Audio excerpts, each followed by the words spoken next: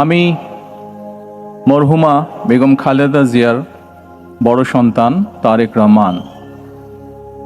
আমি আজকে এখানে উপস্থিত সকল ভাইয়েরা এবং বোনেরা যারা উপস্থিত আছেন,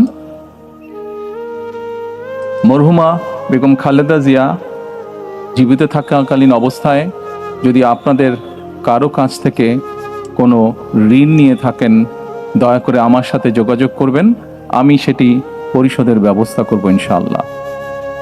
একই সাথে উনি জীবিত থাকাকালীন অবস্থায় ওনার কোনো ব্যবহারে, ওনার কোনো কথায় যদি কেউ আঘাত পেয়ে থাকেন, তাহলে মরহুমার পক্ষ থেকে আমি আপনাদের কাছে ক্ষমা প্রার্থী।